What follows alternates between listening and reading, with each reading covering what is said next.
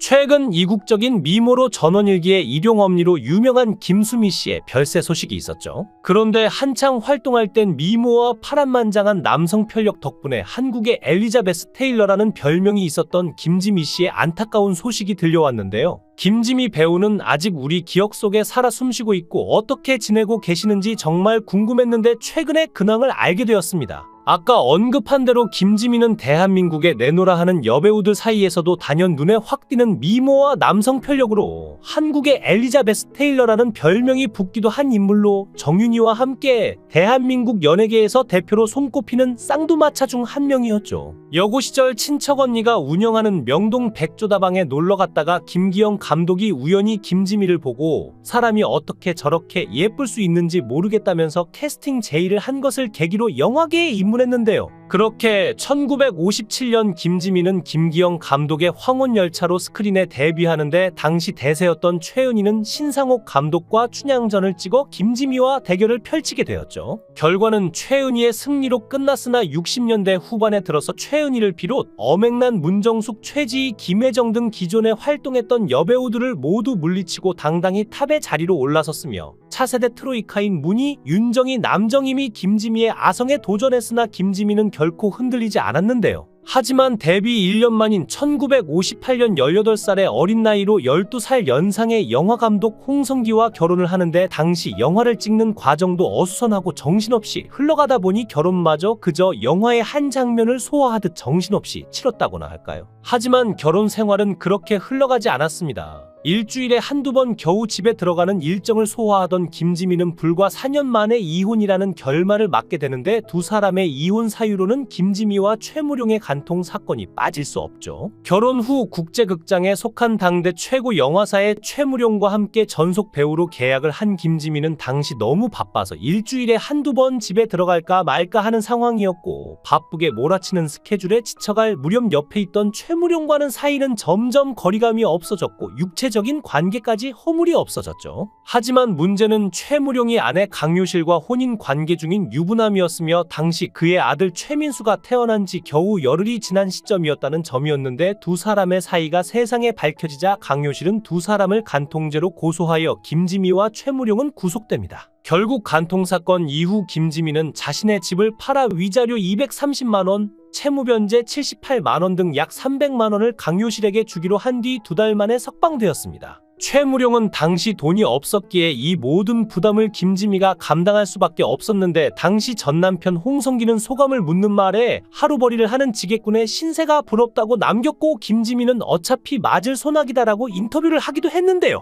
스캔들이 강제로 이어준 두 사람은 재혼에 이르게 되었고 최무룡과 사이에서는 딸과 아들을 각각 낳았는데 안타깝게도 아들이 도울 지날 무렵에 사망을 했고 두 사람 역시 7년이란 결혼 생활을 끝으로 1969년 6월 10일 이혼을 하게 됩니다. 최무룡은 마지막으로 지미를 사랑하기 때문에 이혼한다고 변명했지만 그 이면에는 돈 문제가 얽혀 있었는데 최무룡이 영화배우에서 영화감독과 제작자로 돌아서는 과정에 김지미가 사재를 털어 지원을 했는데 한마는 서기 엄마, 나온규의 일생 제3지대 등 총 15편의 영화 제작에 줄줄이 실패하면서 김지미의 사재는 바닥이 났고 최무룡은 결국 약 3천만 원의 빚을 지고 부도를 내고 말았죠. 하지만 김지미는 경제적 문제보다 더 결정적인 문제가 있었다고 하는데 김지미는 당시 남편이 영화를 제작한다며 집에 들어오지 않자 수소문해 보니 국제극장 다방에 커피를 마시러 온다는 소식을 듣고 딸아이 밍크를 등에 업고 진을 치고 기다립니다. 김지미는 밤새 마작을 한 최무룡이 피곤한 눈을 하고 다방에 들어오는 모습을 목격하고 다가가 밍크 아버지 이러면 안 돼요라며 최무룡의 뺨을 갈겼지만 최무룡은 의외로 몸상에 밍크 엄마 진정해요라며 김지미를 진정시켰고 김지미는 그때 깨달았다고 합니다.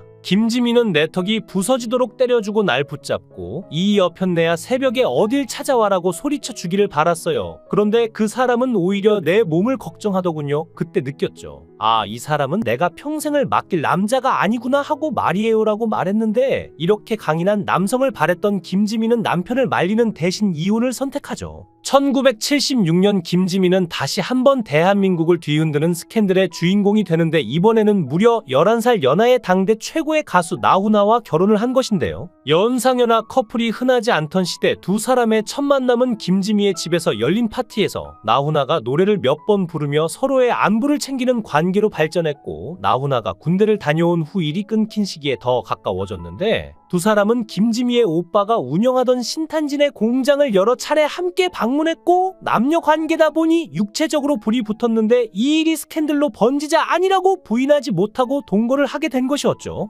하지만 김지미는 나훈아와의 관계에 대해 결혼이라기보다는 연하남과의 긴 연애였다고 주장했는데 실제로 두 사람은 결혼을 하지 않은 채로 1976년부터 1982년까지 6년간 동거만 했었고 나훈아는 나를 진정한 남자로 만들어준 여자는 바로 김지미라며 김지미에 대한 남다른 존경심을 표현하기도 했는데 동거 기간 동안 김지미는 나훈아에게 예절 서예 등을 가르쳤기 때문인데요. 두 사람의 이혼 사유로는 김지미는 조용히 서울에서 식당을 운영하며 살기를 바랐지만 나훈아는 가수로서의 꿈을 포기하지 못했던 것인데 헤어지며 나훈아는 김지미를 위해 수천만 원의 위자료를 건네며 남자는 돈 없이도 살 수 있지만 여자는 혼자 살아갈 돈이 필요하다는 멋진 말을 남기기도 했지만 얼마 지나지 않아 나훈아가 14살 연하의 여가수 정수경과 동거를 시작하자 김지미는 큰 충격을 받게 됩니다. 이로 인해 김지미는 인터뷰에서 나훈아와의 만남은 내 인생에서 잘못한 선택이라며 동거 생활을 후회하며 나의 결혼은 오직 3번뿐이라는 단호한 말로 자신의 상처를 대변했는데요.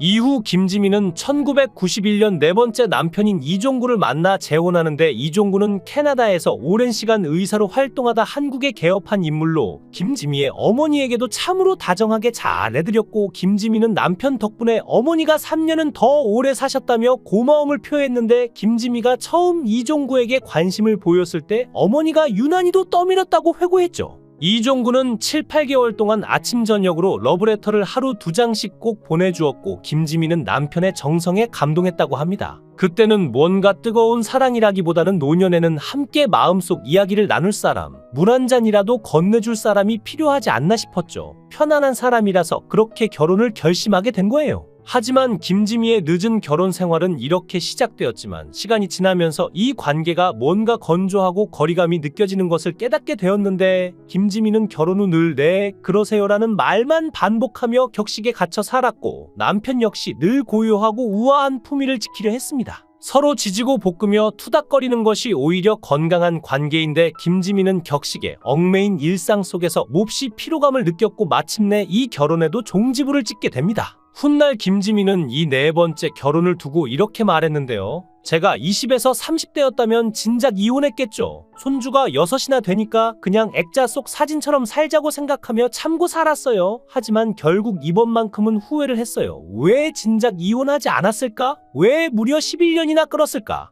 2002년 김지미는 다시 자유로운 삶을 찾고자 미국 로스앤젤레스로 이주했는데 이제는 최무룡과 사이에서 태어난 딸의 가족과 함께 지내며 손주를 돌보는 재미로 삶의 새로운 활력을 찾았고 때로는 홍성기 감독과의 사이에서 낳은 큰딸이 있는 다른 도시에 머물며 두 딸 가족을 오가며 살고 있다고 하는데요. 김지미는 세월이 흐르고 4번의 결혼과 4번의 이혼을 겪으며 하나의 결론에 도달했는데 남자는요 어느 날 의미심장한 미소를 지으며 말했습니다. 나이가 많건 적건 지위가 높건 낮건 다 어린애예요. 불안하고 무언가가 늘 부족한 존재지요. 김지미는 젊은 남자도 연상 남자도 모두 만나본 끝에 남자는 다 똑같이 불완전하다는 걸 알게 되었다고 말합니다. 어떤 사람들은 능력 있고 명성이 높은 배우자라면 가정에 안정감을 줄 거라고 믿지만 김지미는 그 생각이 완전히 잘못되었다고 강조했는데요. 결혼은 오로지 인간 대 인간으로서 가장 편한 상대와 하는 것이에요. 유명하고 힘 있는 사람이 가정을 행복하게 한다고 믿으면 절대 안 됩니다. 편안하게 서로의 모습을 받아줄 상대가 중요하지요. 자신의 경험담을 무려 32명이나 되는 조카들에게도 거침없이 전하는 김지미는 늘 진심 어린 충고를 남긴다고 합니다. 사랑 외에 다른 것은 보지 말아요. 완전하게 갖춘 상대를 만나려 하지 마세요. 완전한 것을 얻으려면 결국 그만큼 당신이 희생해야 하니까요. 김지미의 이러한 말에는 살아온 인생의 깊이가 묻어나는데 사람을 경험하고 나서야 결국 어떤 조건도 사랑을 대체할 수 없음을 알게 된 것인데요.